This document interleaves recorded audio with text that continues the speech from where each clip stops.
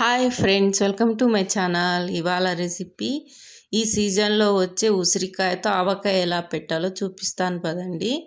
ముందుగా అయితే చెట్టు వెండి అప్పటికప్పుడు తుంచుకొని వచ్చుకున్న ఉసిరికాయలు అనమాట. ఇవి 2 కిలోలు అయితే తీసుకున్నాను. తీసుకొని ఒక బౌల్లో వేసుకొని నీట్గా కడిగి బాగా బట్టతోటి తుడిచి ఆరనివ్వండి. బాగా ఆరిన తర్వాత ఒక సైడ్ అయితే ఇలా కాట్లు పెట్టుకోండి. ఒక్కొక్కటి తీసుకొని ఇలా కాట్లు పెట్టుకొని ఒక బౌల్లో అయితే వేసి పెట్టుకోండి. పక్కనైతే పెట్టండి. తర్వాత స్టవ్ వెలిగించి ఒక కడాయి పెట్టి ఆ కడాయిలోకి ఒక 50 గ్రాముల ఆయిల్ అయితే వేసుకున్నాను. వేసుకొని ఆయిల్ అయితే వేడైన తర్వాత ఫ్లేమ్ అయితే లో ఫ్లేమ్లో పెట్టుకున్నానండి. పెట్టుకొని మనం కాటు పెట్టుకున్న ఉసిరికాయలు అయితే తీసుకోవాలి. తీసుకొని ఆయిల్ వేడైన ఆయిల్లోకి వేసుకొని మొత్తం ఉసిరికాయలన్నీ అంటే సగం తీసుకోండి. ఎందుకంటే ఎక్కువగా ఉన్నాయి కాబట్టి ఉసిరికాయలు సగం వేసుకోండి.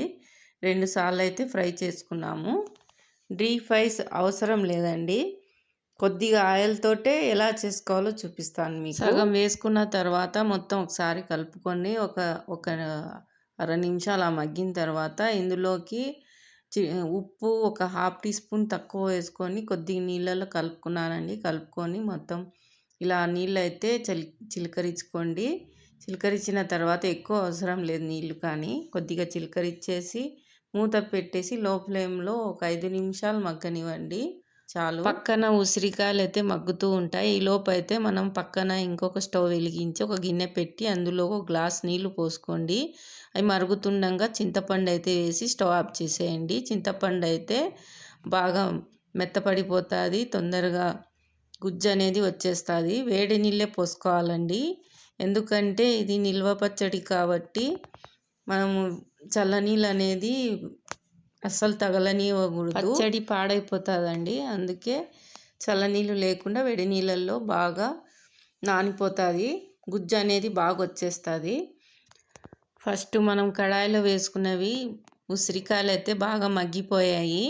ఇలా ఒత్తితే ఇలా మెత్తగా అయినాయి కదండి.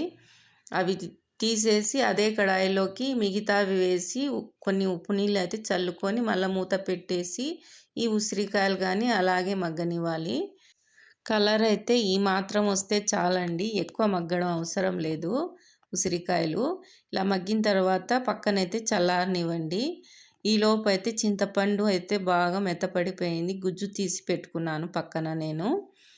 అలాగే ఇందులో కావాల్సిన ఆవాలు మెంతులు అయితే దోరగా వేయించుకొని గ్రైండ్ చేసి అయితే పెట్టుకున్నాను. ముందుగా అయితే ఒక బౌల్ తీసుకోండి, తడిగా ఉండకూడదు, ఎందుకంటే ఆవకాయ కాబట్టి తడి లేకుండా చూసుకొని నేనైతే ఉసిరికాయలు వేసుకున్న బౌలే తీసుకున్నానండి. ఆయిల్గా ఉంది కొద్దిగా, ఏం కాదు. తీసుకొని అందులోకి ఈ గ్లాస్ చూపించాను కదండి, గ్లాస్ తోటి 1 కిలోకి ఒక గిలాస్ కారం పొడి వేసుకోవాలి. అలా 2 కిలోలు ఉన్నాయి కాబట్టి 2 గిలాసులు కారం పొడి వేసుకున్నాను. ఉప్పు వచ్చి 3/4 గ్లాస్ వేసుకోవాలి. ఎందుకంటే ఉప్పు ఎక్కువగా వేసుకుంటే మళ్ళీ ఎక్కువ అయిపోతుంది. సరిపోతుందండి కిలోకి. ఆవాల పిండి వచ్చి 3/4 గ్లాసే వేసుకోవాలండి.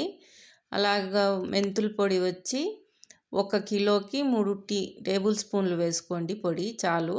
అలా అని నేను 6 టేబుల్ స్పూన్లు అయితే వేసుకున్నాను. 1 టీ స్పూన్ వచ్చి పసుపు వేసుకున్నాను. వేసుకొని మొత్తం బాగా కలుపుకోండి చేతితోటి.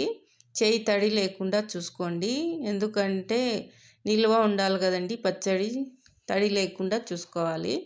చూసుకొని మొత్తం ఇలా బాగా కలిసేలా బాగా కలుపుకోండి. కలుపుకున్న తర్వాత ఇందులోకి మనం చల్లారిన ఉసిరికాయలు అయితే వేసుకొని మొత్తం కింద పైన బాగా కలుపుకోవాలండి. ఇలా అటు ఇటు మొత్తం కలుపుకోవాలి ఉసిరికాయలు. మీకు మళ్ళీ ఒకసారి చెప్తానండి, కిలోకి ఎంత కారం పొడి వేసుకోవాలి, ఎంత ఆవపిండి వేసుకోవాలి అనేది. 1 కిలోకి ఒక పెద్ద గ్లాస్తో కారం పొడి, 3/4 గ్లాసు ఉప్పు, ఒక గిలాస్ అండి, కిలోకి ఒక్కొక్క గిలాస్ అన్నమాట. ఆవపిండి 3/4 గ్లాసు, మెంతిపిండి వచ్చి 3 టేబుల్ స్పూన్లు అండి, 3 టేబుల్ స్పూన్లు వేసుకోవాలి. ఇది కిలోకి నేను 2 కిలోలు ఉన్నాయి కాబట్టి ఉసిరికాయలు రెండు రెండు వేసుకున్నాను అనమాట. మీరు ఒక్కొక్క కిలో వేసుకునే వాళ్ళైతే ఒక్కొక్క గ్లాసు అయితే వేసుకోండి. తర్వాత ఇలా మొత్తం కలుపుకున్నాక చింతపండు గుజ్జు అయితే తీసి పెట్టుకున్నాం కదా, చింతపండు గుజ్జు వేసి మొత్తం బాగా ఒకసారి కలుపుకోండి. ఇలా కలుపుకున్న తర్వాత మీకు గుజ్జు రావాలంటే ఇందులోకి ఒక 2 నిమ్మకాయలు అయితే పిండుకోండి. బాగా గుజ్జు వస్తుంది. ఆవకాయ బాగా ఊరడానికి ఇలా గుజ్జు రానికి ఒక 2 నిమ్మకాయలు అయితే చాలండి. నేనైతే 3 చూపించాను కానీ 2 అయితే చాలు, కిలోకి ఒకటి. ఇలా నిమ్మకాయ రసం వేసుకొని మొత్తం బాగా ఈ పచ్చడికి అయితే పోపు అయితే పెట్టుకోవాలి. అందుకే స్టవ్ వెలిగించి ఒక కడాయి పెట్టి ఆయిల్ అయితే వేసుకోవాలి. మనం ఏ గిలాస్తో అయితే కారం పొడి అన్నీ వేసుకున్నామో ఆ గిలాస్ తోటి 1 కిలోకి 1 గిలాసు ఆయిల్ అయితే వేసుకోవాలండి. మీ నువ్వుల ఆయిల్ అయినా వేసుకోవచ్చు లేదా పల్లీలైనా వేసుకోవచ్చు. ఎందుకంటే ఆవకాయ కాబట్టి ఆయిల్ అయితే బాగుంటుందండి.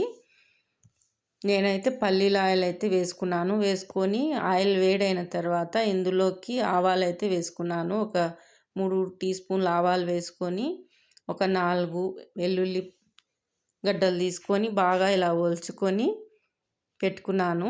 కరివేపాకు అయితే ఒక 4 రెబ్బలు తీసుకొని నీటుగా కడిగి తడి లేకుండా చూసుకోవాలండి. కరివేపాకు తడి లేకుండా వేసి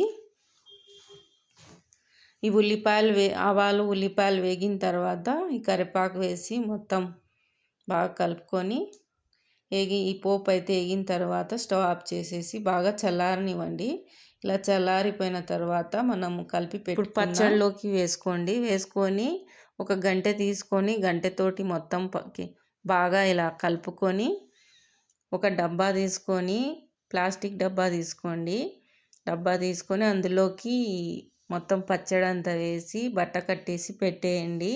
బాగా ఒక 4-5 రోజులు బాగా మగ్గిన తర్వాత ఆవకాయతో వేడి వేడి అన్నంలోకి వేసుకొని తినండి. చాలా బాగుంటుందండి. ఈ పచ్చడి బాగుంటుందండి. ఎందుకంటే కరెక్ట్గా ఉప్పు కారం పసుపు పడ్డాయి కాబట్టి ఒక్కసారి ఇలా ట్రై చేయండి. నేను చెప్పినట్లు కరెక్ట్గా ఉప్పు కారం పసుపు వేసి చేయండి. సూపర్గా ఉంటుంది. చాలా బాగుంటుంది ఈ ఆవకాయ. వీడియో నచ్చినట్లయితే లైక్